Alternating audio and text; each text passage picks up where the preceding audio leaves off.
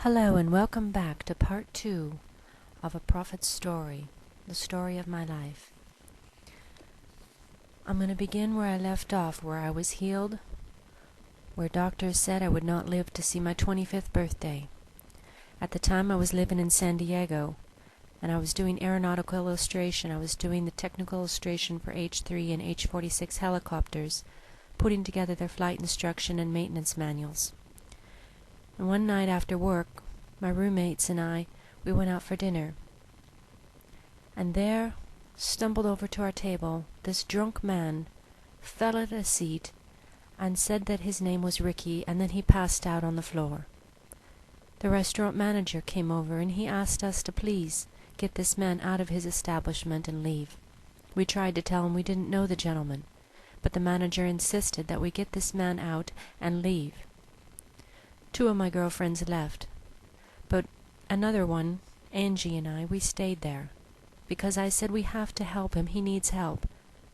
And so Angie and I picked him up off the floor, and we carried him out the door to a diner across the street. And we sat him up and we fed him coffee and toast, and we waited for him to sober up. And as he sobered up, he began to tell us his story. He said how he was a very successful electronics owner of a company out in North Carolina, and that he had met this woman who came out to visit, and they had fallen in love, and for 2 years they had corresponded through phone calls and letters. He said he came out to San Diego with a ring and asked for her hand in marriage, but she turned him down, and he said he didn't know what to do, the pain was so great in his heart. And he began drinking, and from the drinking he began doing drugs, and from that he lost all hope to live.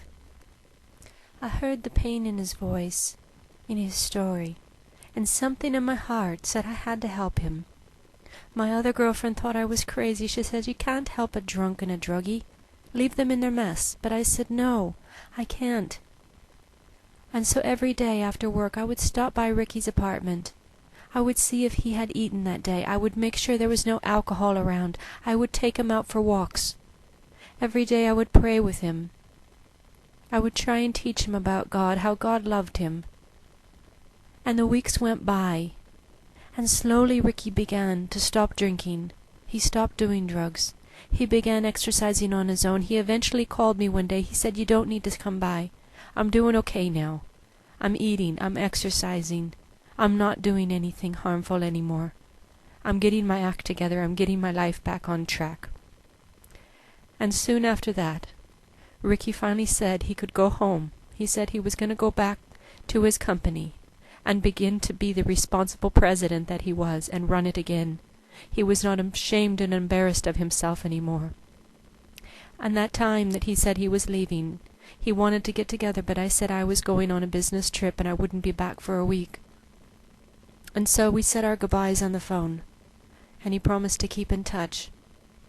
And when I got back, I looked around the airport for my girlfriend to be picking me up, and I didn't see her anywhere, but I saw this man just beaming with a smile that I didn't even recognize. He was dressed in a suit, just glowing from head to toe of health and of happiness and of joy.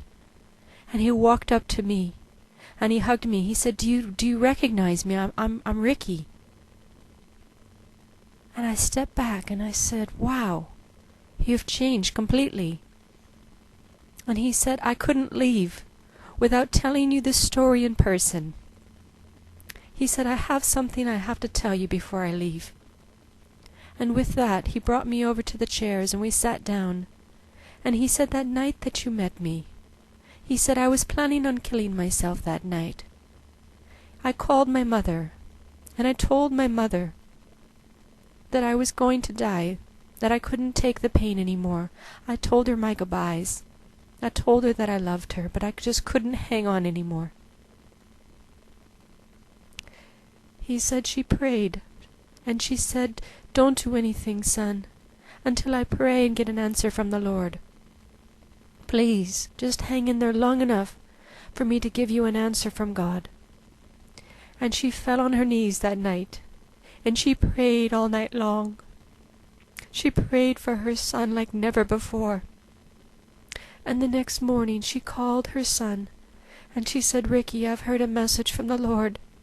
He said to hang in there. He said, don't do anything. God is sending you an angel." Ricky said that was the day that he met me. That is why he called me Angel. I didn't understand the whole time why he called me Angel. I thought it was some slang term that they called each other in North Carolina. But he said, "You saved my life that night. You were the angel that my mother said the Lord was sending to save me."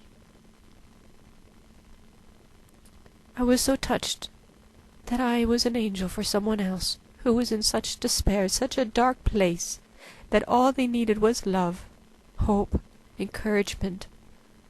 And now they live a normal life, and they will never look back again without being grateful to God that He heard prayers and that He sends angels, that we are not alone in this world.